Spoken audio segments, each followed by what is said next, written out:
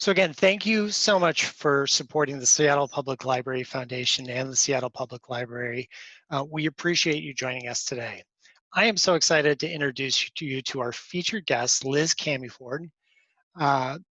We first learned about publisher talks through one of our fellow libraries on the East Coast, and we thought, hey, we'd love to do that here in Seattle for our donors, our volunteers, and our fellow book lovers. So Liz Camfiord has been with Penguin Random House for 25 years, and she's the sales manager for libraries across 19 states west of the Mississippi. And for those of you who aren't aware, Penguin Random House is the largest publisher in the world with about $3.3 billion in annual book sales.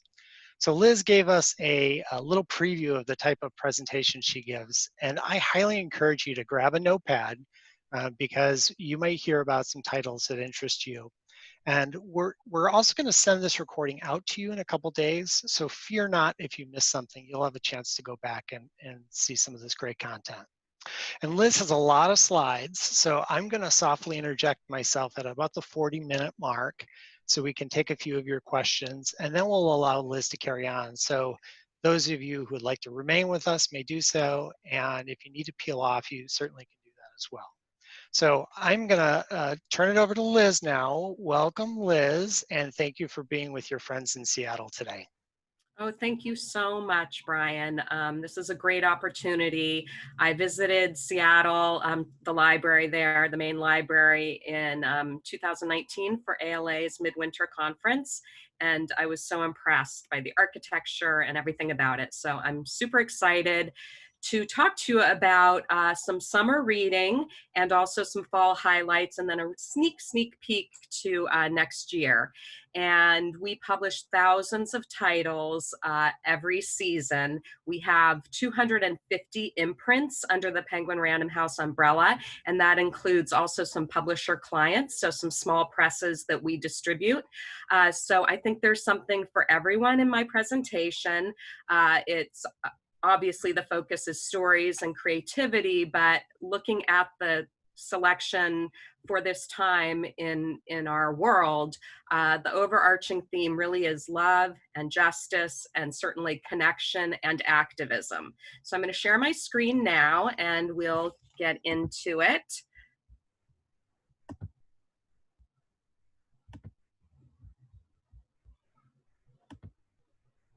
This is one of the things about Zoom.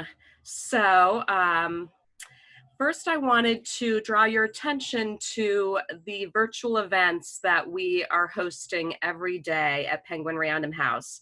So these are authors that would normally be on tour with their new books, but of course circumstances are that they cannot, which gives us all an opportunity to attend events that we maybe couldn't be at Politics and Prose or elsewhere in the country. So it's a super exciting time for these really intimate presentations. And so if you follow us on social media, subscribing to our YouTube channel, our Facebook page, there's one specifically for library representatives. There's 4 of us, and we have a new Facebook page, and we're really posting a lot every day to keep you in the loop. So from podcasts to virtual events to video content, really books connect us, and please do follow us. You will not be sorry. Our summer reading initiative is Book Your Summer, much like public libraries have their themes. This is our theme to bring out backlist titles and new titles. For this particular slide, I chose the category Get Your Pulse Pounding. And here are some books that fall under that category. I want to just call out 2 of these. Otessa Moshfegh, who you may have read her first novel, which was called Eileen. She's an amazingly dark, obsessive, fascinating writer, and this is about an elderly widow in New England who stumbles on a note in the woods about a woman who has been killed, named Magda. And so ensues an obsessive story about who was Magda, and just a riveting exploration of this woman's sort of psychosis. And the Mexican Gothic is a #1 library reads pick this summer, and it's set in rural Mexico. It's reminiscent to me of Daphne du Maurier's Rebecca, and it's also just been announced today that it will be a Hulu TV series. And I want to talk about book clubs. We're all loving our book clubs lately. They're keeping us connected and exchanging ideas. We have something called the First Look Book Club, where Suzanne Beecher, who's got a great personality, wonderful book lover, if you subscribe to the First Look Book Club, each week you will get 5 chapters of a new book delivered to your inbox via email. And this week it's The Comeback, which is a thriller set here in LA. And it's about a former teen star who disappears after getting her first Golden Globe nomination. And she was an alcoholic. She's newly sober when she returns. And it's somewhat of a Me Too story, taking down a powerful producer and her, difficult relationship with him. And then we have a new book club brochure, which you can find by going to our Penguin Random House Library webpage. You'll see it's a digital catalog of titles, recommended titles for book clubs, and also book club questions and guides, and it's terrific. And we're to volume 20 at this point. And then I just wanted to feature some of my book club. I'm finally in a book club that I love. All the women are about 10 years older than I am, and it's so great. They don't shy away from difficult topics. We just read How to Be an Anti-Racist, which was really an amazing discussion. And here are 4 of my favorites that we've discussed in the last year. And you probably have read some of these. On Earth We're Briefly Gorgeous, poet Ocean Vuong's first novel, autobiographical. It's written as a letter to his mother, who cannot read, about his coming out story, really, and also being a Vietnamese American immigrant. And Deacon King Kong is probably my favorite novel of the season. If you haven't read it, I really encourage you to. It's like kind of like a Spike Lee movie with a cast of characters and set in the 60s in Brooklyn as heroin is being introduced and all these unlikely friendships. It's a ghost story, it's a love story, and I really recommend it. Disappearing Earth is about 2 girls who go missing in Russia, and the story of trying to find what happened to them. A Paragon, Colin McCann, is based on a true story of 2 fathers, one Palestinian, one Israeli, who both lost daughters, and they come together in a grief group and then travel the world talking about peace. That is a masterpiece. It's so much more than just the story, but it's also an edge of your seat, page turner, interweaving literature, history, philosophy. And I know that Seattle Reads, it has chosen There as your pick, and Tommy Orange, I think, is scheduled to come in October. The book is fantastic. It's original, one of the only contemporary novels to talk about the urban Native American, and this is about 12 characters who are all coming from different places, connected in ways they may not realize, to go to a powwow in Oakland. And then I saw that Moira's Book Club is going to be reading our vintage edition of John Banville's The Sea, which is about a widow and a beautiful story set about childhood and set on the sea. And so maybe some of you are reading it now, and you can join the discussion I saw on September 2nd. And then Oprah's Book Club has just selected Caste. Now, this is a really fascinating take on America, and it's by the Pulitzer Prize winning author of The Warmth of Other Suns. In this book, Wilkerson explores 8 pillars that underlie caste systems and makes comparisons between America and India and Germany. And it uses riveting stories about Americans, including Martin Luther King and Satchel Paige, and just shows the ways that the insidious undertow of caste is experienced every day here. Everything Inside is Reese Witherspoon's new book club pick. This is a collection of stories set in Haiti, and the author wrote Breath, Eyes, Memory, and Brother, I'm Dying. It's her first fiction since 2013.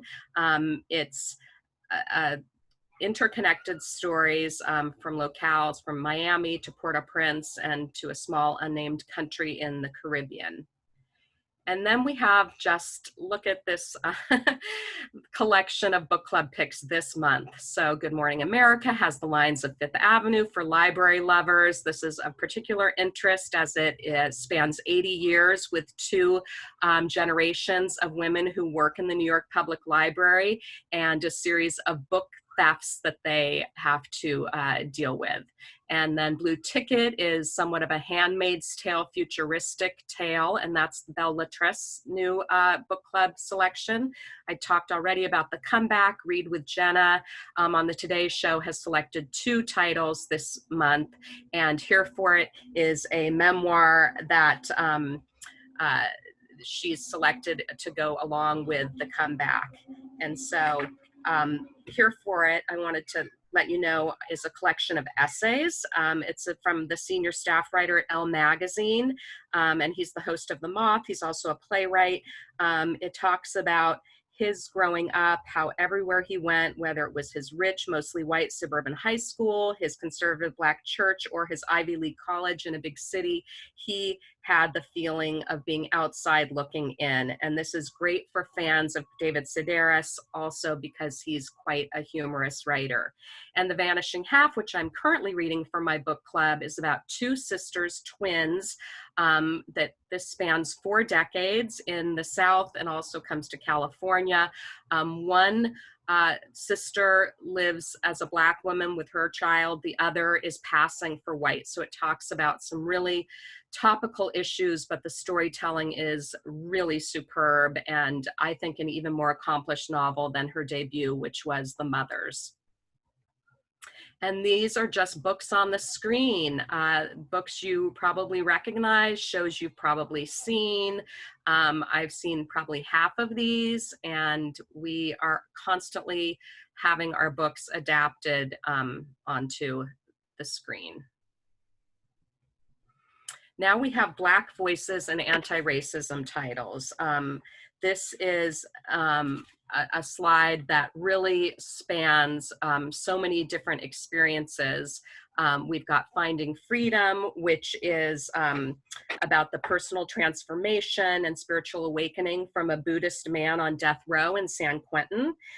He's a poet as well. This includes poetry, but it's really about his transformation while in prison. He was imprisoned after being convicted of conspiracy and the murder of a prison guard in 1990. And then we have, How to Be an Anti-Racist, which I just spoke about, Ibram Kendi's book, which is a personal memoir, but also a guideline for how to not be passive and say, I'm not racist, but how to actively be anti-racist. And what an achievement this book is. He has read so many other texts, which he invokes, but he also talks about what it's been like for him. And I don't want to give away, if you haven't read the book, there's quite a bit of revelation, but he talks about so many different important threads that you may or may not have thought of in thinking about being an anti-racist. He talks about colorism. He just really, it's a really important book. And I think you probably know that because it's been on the New York Times bestseller list for weeks and weeks, as has White Fragility by Robin DiAngelo. And White Fragility has been a #1 New York Times bestseller. It's the first book-length exploration of white fragility, which refers to the defensive moves that white people make when challenged racially.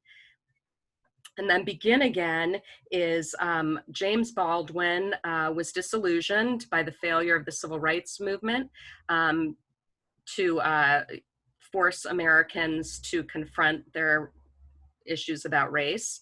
In the era of Trump, what can we learn from his struggle? So this also is now a bestseller. It draws on material from never before seen interviews. It's a penetrating study, many starred reviews, and since the publication of Democracy in Black, this author has become a regular face on Morning Joe and MSNBC.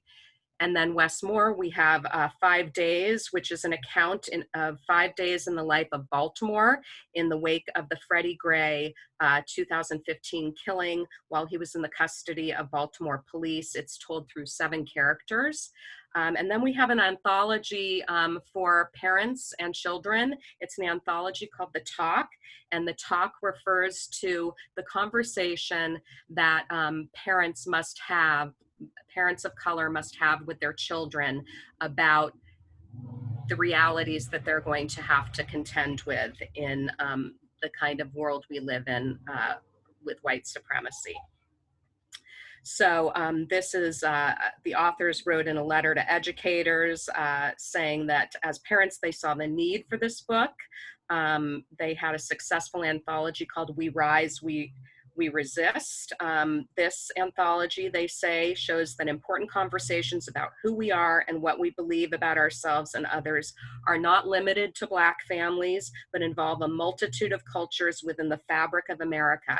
And the contributors to The Talk use authentic stories about their personal experiences to provide windows and mirrors for readers.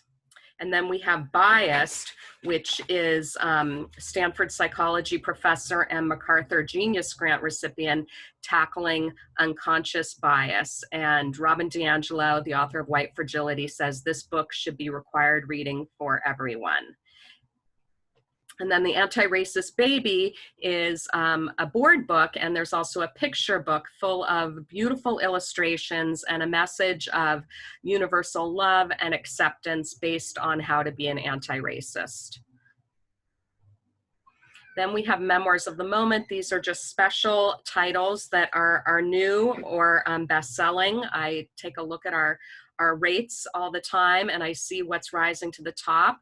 And what's rising to the top right now is, well, first, The Smallest Lights in the Universe is from an MIT astrophysicist, Sarah Seeger, but it's a personal story about how after her husband's death, being a single mother, she looked to the beauty of exoplanets and her study of them to help heal her. So that will be publishing next week. And then The Beauty in Breaking, you may have seen Michelle Harper. She's been in the news quite a bit, interviewed about this memoir. She has a unique voice. She's an emergency room doctor at a hospital in Philadelphia. She's been talking in her interviews about what it's like to deal with COVID-19 cases, but this also is a memoir about how her patients and her medical practice helped heal her after the breakup of her marriage. And she talks about her childhood. She certainly talks about race, and it's a gorgeous book. And you can read excerpts from it on our website. And then we have I'm Still Here. This is by the creator of The Next Question, which is a series on anti-racism. This is her eye-opening account of growing up Black, Christian, and female, and exposes white America's love affair with diversity, which so often falls short of its ideals. And one of the telling anecdotes from this book, which was a Reese book club pick earlier in the year, is that her parents named her Austin so that she would, on job applications, employers would think that she was a white male so she could get her foot in the door. So that's a really harrowing thing to consider. Ta-Nehisi Coates' book, you certainly know, Between the World and Me, a letter from a father to his son. Becoming is also an incredible documentary. And George Takei, They Called Us Enemy. This is George Takei's graphic novel account of what it was like when he was 4 years old to be moved into an internment camp and what his experiences were there during World War II. And then Untamed by Glennon Doyle. This is, she's sort of the new Elizabeth Gilbert, Anne Lamott. She's one of Oprah's super soul personalities, doing lots of video content about her sobriety, her love affair, finding herself, and falling in love with her wife, Abby. And she's super charismatic. So if you haven't watched her, every time I think, oh, I've seen her enough, I'll watch her and I'll just think, oh, that's something new I hadn't thought of. She's very wise about women finding themselves. These are just some audiobook favorites of mine. If you miss Toni Morrison's voice, since she passed away, you can go to her audiobooks, which are so beautifully told, beautifully narrated by her. The Bluest Eye, of course, was her first novel. And these are just some other special books. Room to Dream by David Lynch and Christine McKenna was so perfect and different than the book. And David Lynch is quite the character. And yoga and meditation titles are really also rising to the top right now. So Deepak Chopra, this is actually, although his most popular topic is about meditation, he's never actually written a book just solely dedicated to meditation. So this is a book that talks about a 52-week program to revolutionize your life, and also more recent studies and research on the benefits of meditation. Pema Chodron is one of my nightstand favorites. I turn to her to center myself. She's a Buddhist nun. She's a beloved teacher and author, and this is her new book, Stories That Ask Us to Begin with a Broken Heart, as Buddhism teaches that we have to accept, a degree of suffering and begin with a broken heart. It includes teachings on the true meanings of karma. And then we've got poetry, which is my particular passion. Together in a Sudden Strangeness was published as an ebook in June, but it will be coming out in the fall as a hardcover anthology full of poets, new poets on the scene, spoken word poets, poets you would know, Nobel laureates, all edited by one of our premier poetry editors, Alice Quinn, who was poetry editor at The New Yorker. These are all poems about how poets have responded to the pandemic. And then The Night Fields is the 5th collection by Joanna Klink. She's a new discovery of mine, published by Penguin Poets. Penguin Poets is one of our best poetry imprints. And this is her new collection, which is about grief and loss. I think of her sort of as Mary Oliver meets Jory Graham.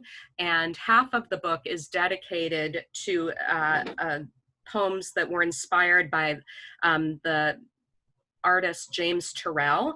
And James Turrell has an incredible installation in a volcano, a dormant volcano in Arizona. And she went to visit it, and you can look that up. And she was really inspired by it. So this is about death and grief, but beauty. And then Finna was just featured last weekend, brand new, on Scott Simon's Weekend Edition. Don't know if you might have caught that.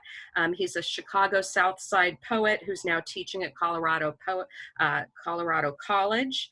And this is he writes that, well, first of all, the title, Finna, is a word that he coined, meaning fixing to. And this book explores the erasure of peoples in the American narrative and asks how gendered language can provoke violence. And finally, how the Black vernacular expands our notions of possibility. And he's a rapper, he's an educator, he's part of something called the Black Noise Collective, and it's stunning. Just listen to the Scott Simon piece and the poems he reads. Scott Simon compared him to Carl Sandburg. Pandemic titles, a little bit scary, but really These novels are in demand. Certainly The Plague by Albert Camus has not seen such traction in a long time. I wish there wasn't reason for it. Lawrence Wright, who you know as a nonfiction writer and journalist, has written a novel that really is also like the history of pandemics, about an epidemiologist trying to fight an even more terrifying pandemic than we're dealing with now. And then I wanted to note some books we have in time for the centenary of the 19th Amendment. Library of America publishes incredible anthologies. This is on women's suffrage. It includes presidents, it includes suffragettes, everyone you would expect and some that you wouldn't, their original voices, their writings on the struggle for women's right to vote. And then Elaine Weiss has been adapted into a middle grade title, The Woman's Hour, and Hillary Clinton's a big fan of this and will be bringing it to the screen. Then we have a new series, Queens of the Resistance. And Queens of the Resistance will profile 4 of our most powerful women, boss ladies in Congress. This celebrates the rebellion against oppression of women and the new in the United States government. And it's great also as crossover for younger women like my daughter, who she and I just watched the documentary Knock Down the House, which really highlighted Alexandria Ocasio-Cortez's campaign and how amazing she is. Then we have summer novel bestsellers. So Utopia Avenue, it's been 5 years since David Mitchell, critical darling, has had a new novel. You can see him talking about this novel. He has some virtual events going on, and he wanted to turn the genre of the rock and roll novel over, to invert it.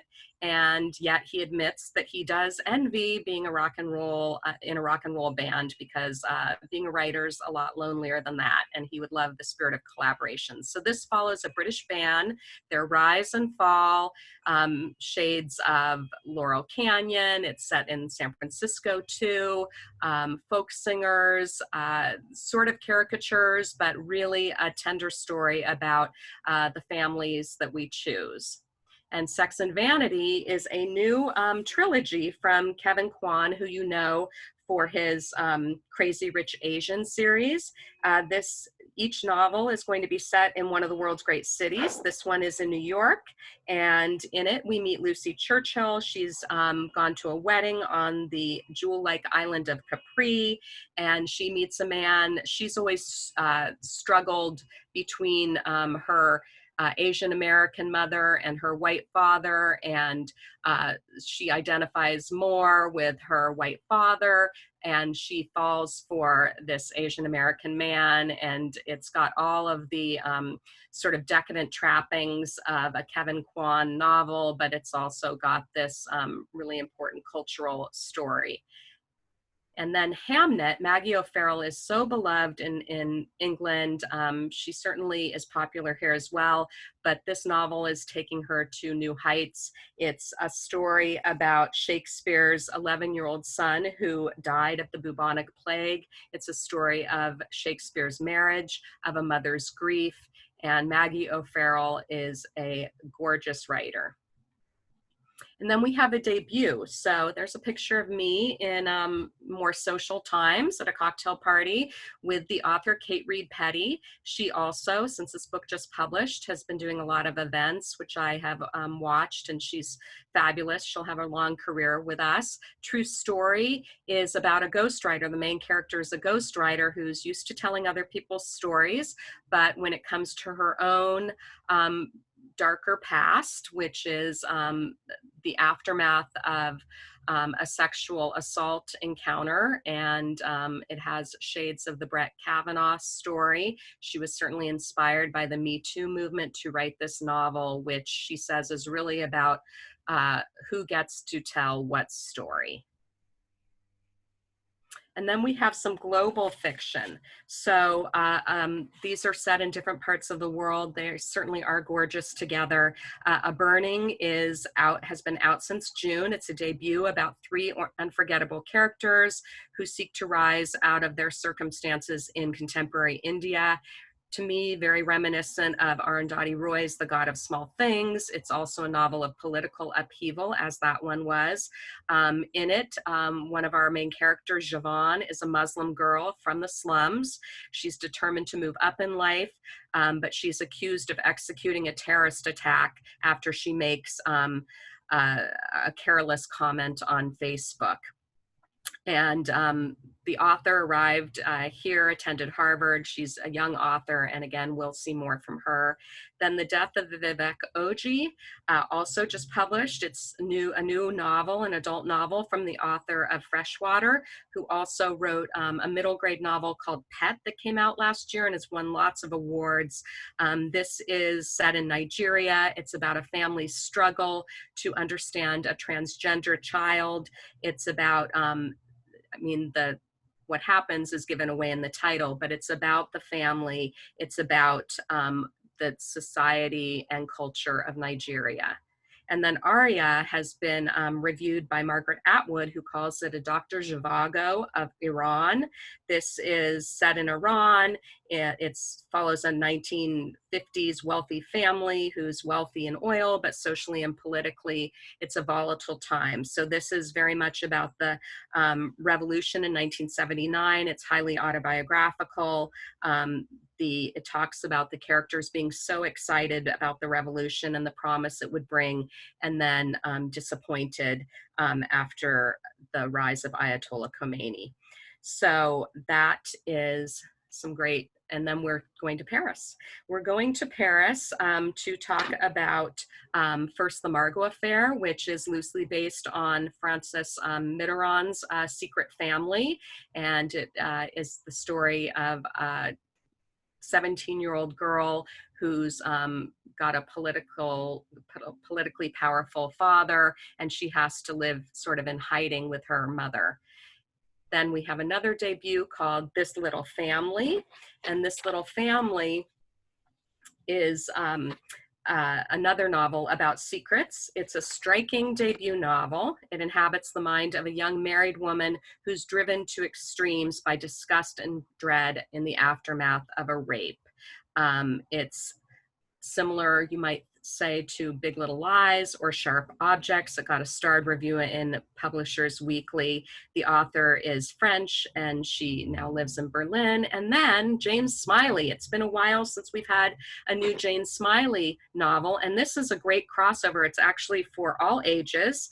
As you know, she's won the Pulitzer Prize, and here she's telling us a really different story. She also writes some children's books about horses. So in that way, this is not dissimilar, because this is a magical story. It's set in Paris.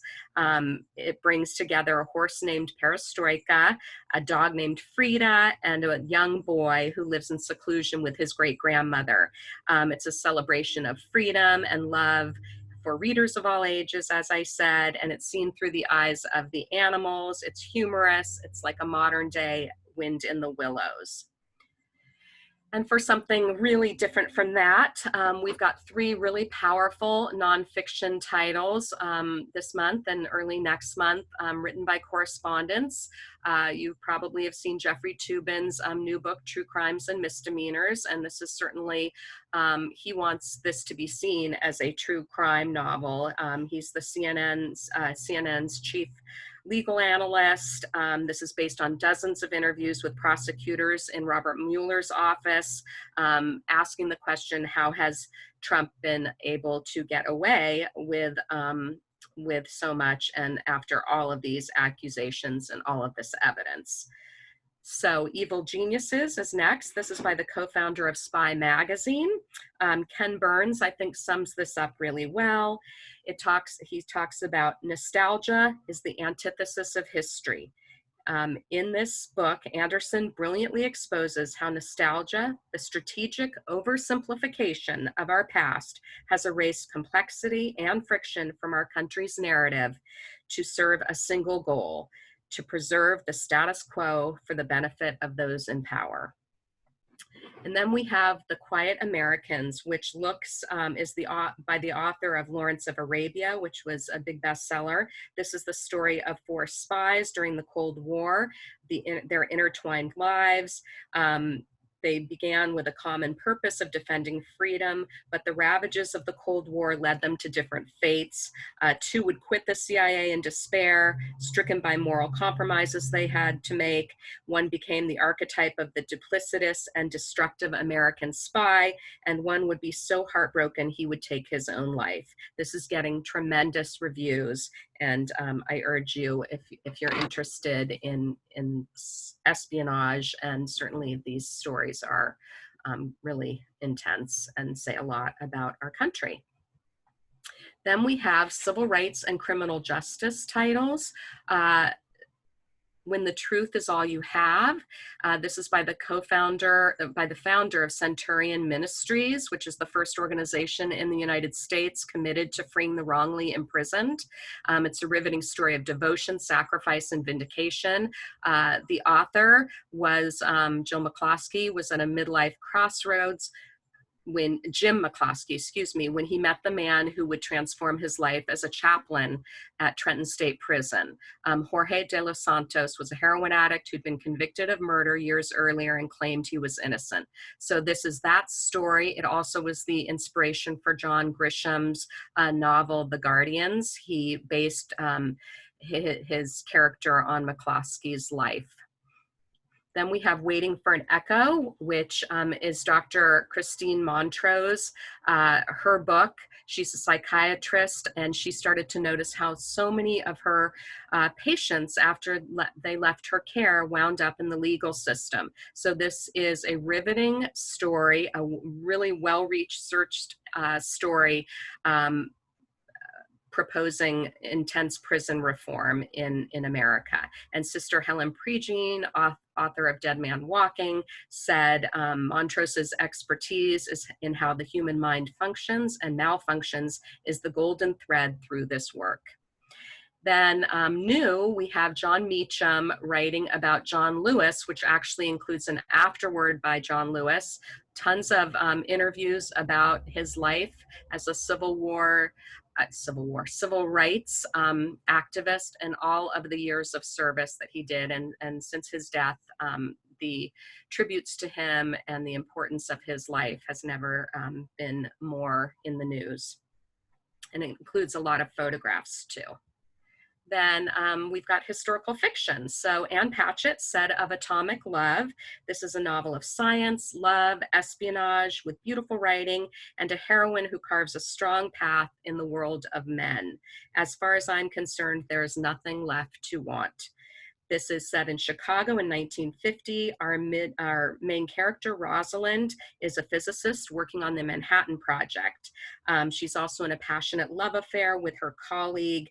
5 years after the end of both the project and the love affair, she is racked with guilt. She's recruited by an FBI agent to help investigate her former lover and scientist. And so this is a story about their past, and it was inspired by the author's own mother, who worked at the University of Chicago as a University of Chicago trained biochemist in the 50s, and of her mother's best friend who worked on the Manhattan Project. And here's a slide called where I'm talking about novels dealing with sisters. So for The Wicked Sister by Karen Dionne, you might know her from Marsh King's Daughter, which was her first novel. This centers on Rachel Cunningham, our main character, who has locked herself away for 15 years in a psychiatric facility because she's convinced that she's responsible for her parents' death. Certainly the title betrays that there is a sister, and when Rachel leaves the hospital, she returns to her family's log cabin in the forests of Michigan's Upper Peninsula, and then begins to uncover what really happened. Then we have a really splendid literary novel by Vanessa Veselka, her second novel, The Great Offshore Grounds. This is set partially in Seattle. It's talks about, well, the plot is about on the eve of their estranged father's wedding, half-sisters Livy and Cheyenne reunite after years of being estranged because they are set to receive an inheritance, but they do not receive an inheritance. What their father gives them is a name, which reveals a stunning family secret. They go on a road trip with their adopted brother, seeking out what their new reality and trying to uncover what has happened to their lives with this revelation. It moves from Seattle's underground to the docks of the far north, from the hideaways of the southern swamps to the storied reaches of the great offshore grounds. She spins a seafaring adventure and tender tale. So not quite road trip, it's also a sea trip. This quote from Roxane Gay really seals it for me. A magnificent beast of a novel, utterly engrossing, original, one of the rare novels that understands the realities of American poverty. She calls it epic. Then Sisters is, Brian, is this my nudge? Yes, it's your gentle nudge. So we did have one question come in, and Liz, I mean, wow, this is just amazing content so far. I think I've written down 6 books that are on my list. Oh, I'm glad. And I'm sure we're going to have many more. We did have one question come in, and then we're going to let you carry on. And I also want to encourage our viewers, if you have a specific type of genre, or if you're looking for any particular recommendations, go ahead and ask Liz, because she's got, I think we're on slide 26 of 50. So she's got lots of stuff on this thing. So we'll take your question. So definitely, if you have a question or want a recommendation, Liz can probably handle that. So one of our questions was, how popular is nonfiction about local history compared to other nonfiction? About local history. Local meaning how popular is a book about Seattle history compared to about American history? Yeah, I think that's kind of just a generalization, but yeah. Yeah, so I think the answer is probably pretty predictable. It's all in the writing.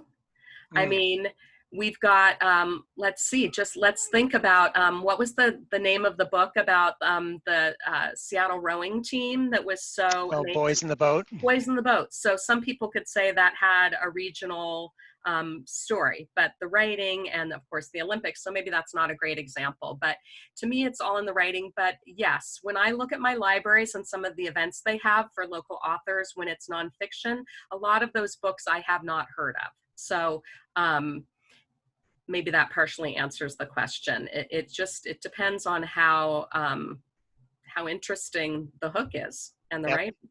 You bet.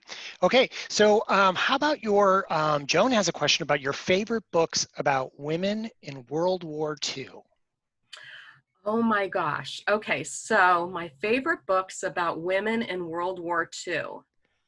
Oh wow. So actually the book that just came to mind was The Reader. Do you remember that book?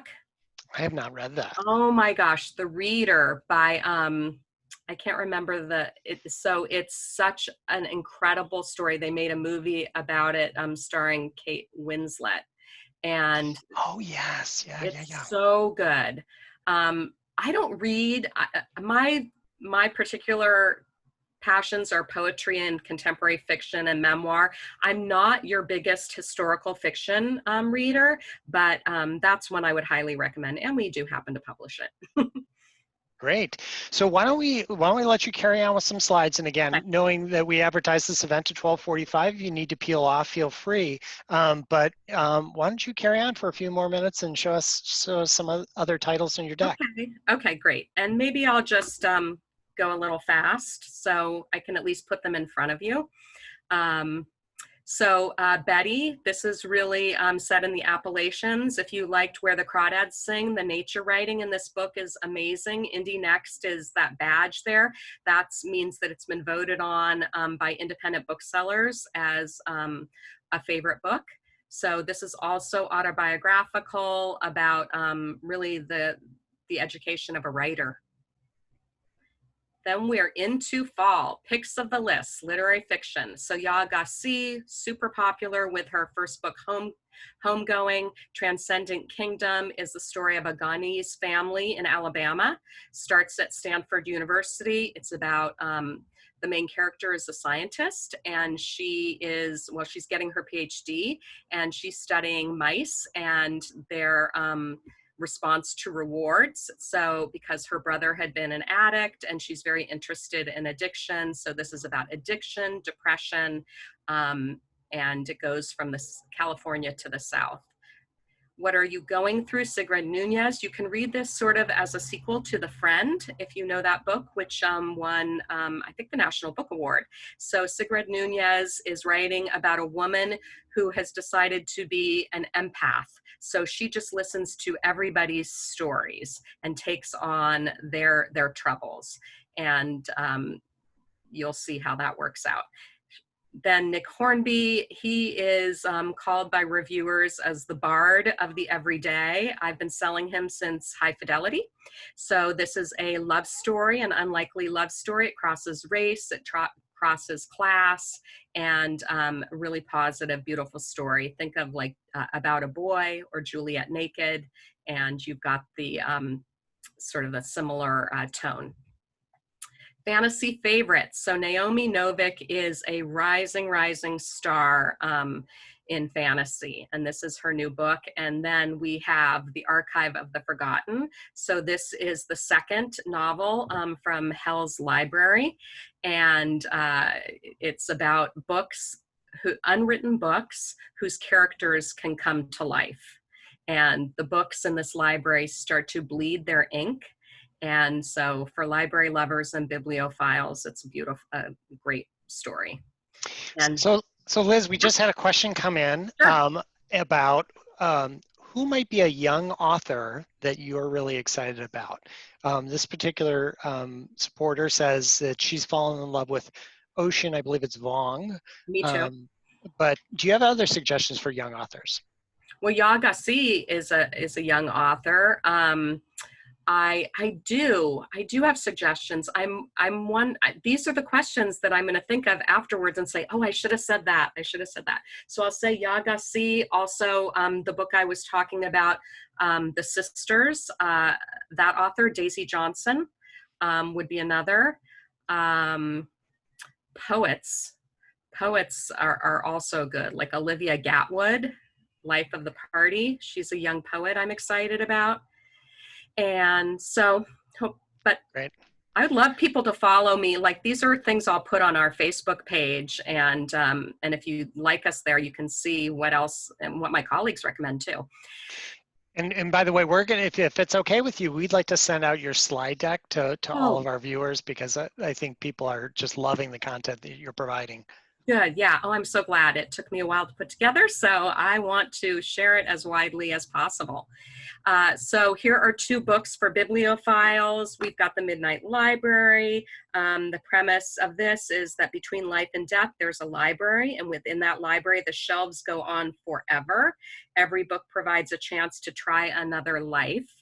And then nonfiction from Michiko Kakutani, the famously maybe difficult, but really everybody wants to get a good review from Michiko Kakutani. So this is 100 books of her favorite books to read and reread, and her essays about them. Some newer titles, classics, of course, As I Lay Dying, but also one of our books is in here, Ayobami Adebayo's Stay With Me, which was a fantastic book, also by a young writer.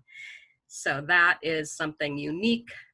Then we've got two novels of love and marriage, because they're both exploring what if your life was different, what if you married a different person.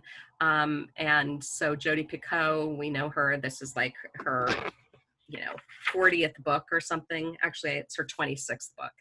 And so this is features Dawn Edelstein. She's on a plane, and it's announced that the plane is going to make a crash landing.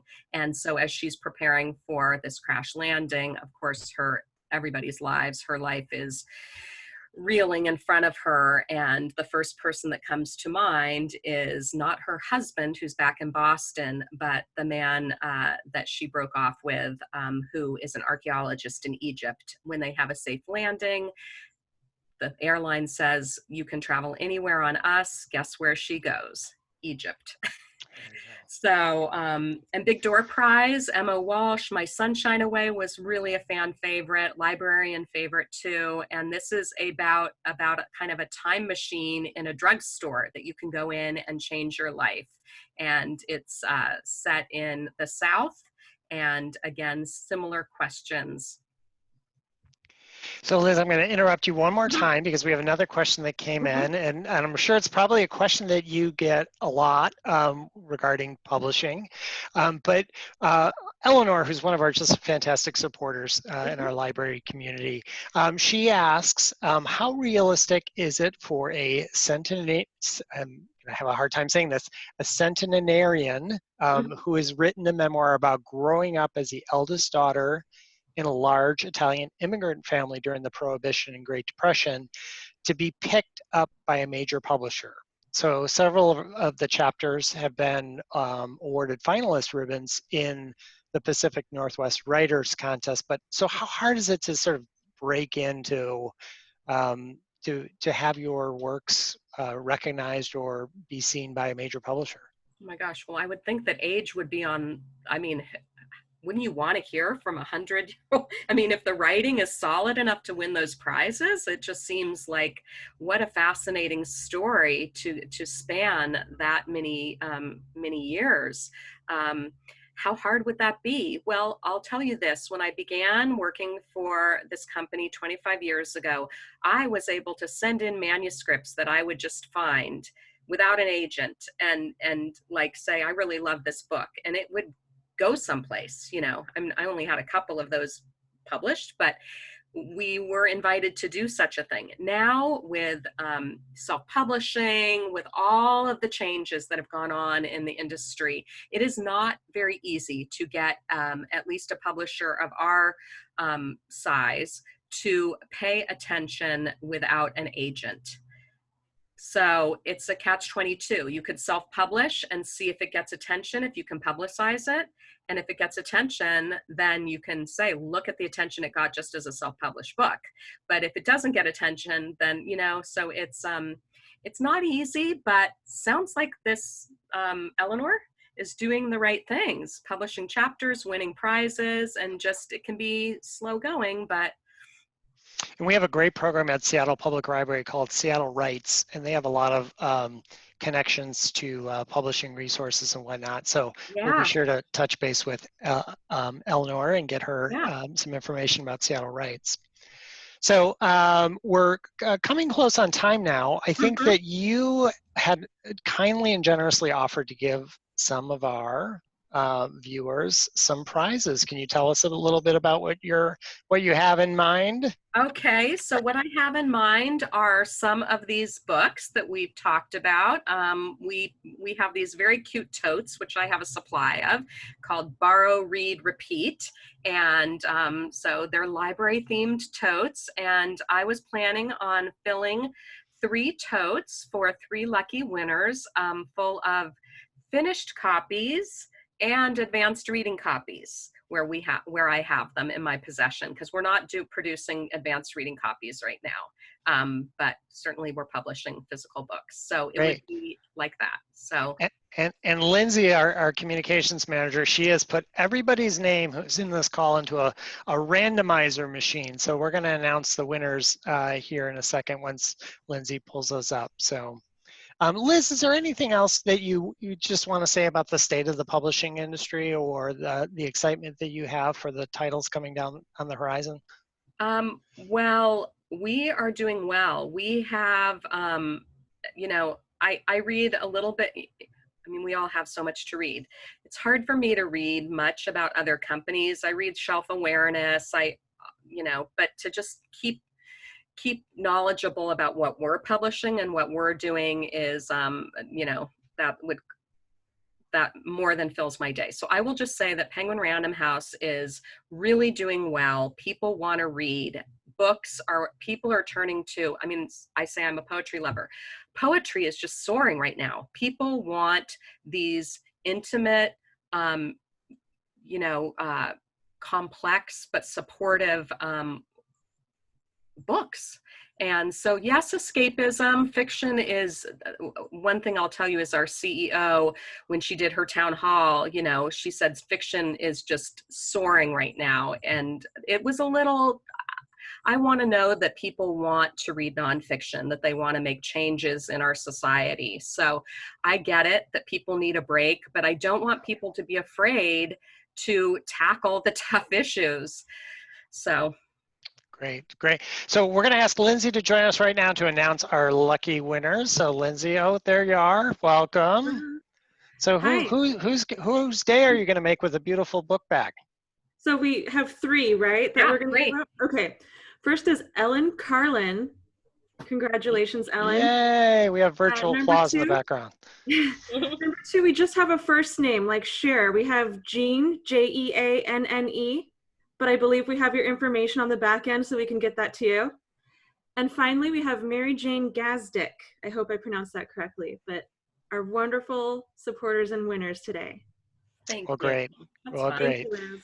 Thank you. And to all of you, we just want to say on behalf of the Seattle Public Library Foundation, thank you for being supporters and friends of the library.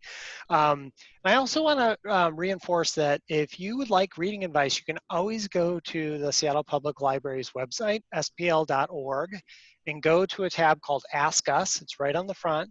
And there are some resources where you can either ask a librarian. We have a great program called Your Next 5, where you tell the librarians what you like and what you've read, and they'll give you 5 book recommendations.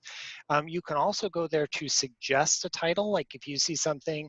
I'm guessing most of the books that Liz has mentioned today are already in the collection or will be in the collection, but if you come across a book that you find is not in our collection that you'd like added, you can go to that Ask Us page, and there's a tab on there that says Ask About Other Questions, and you can click on a link to request a book. So the Seattle Public Librarians and the information specialists on staff are always willing to help you navigate your reading list. So again, Liz, thank you so much for being with us. We're looking forward to having you out to Seattle. We've already heard that people love this presentation, so we're going to invite you back maybe in the later towards the winter, so you could tell us a little bit about the new releases next spring and into the winter. So but again, thanks for being with us, and to all our supporters, thank you. We are grateful for all you do to help our library, to help us build the collection, and I hope you have just a lovely and wonderful afternoon, and happy reading. Take care.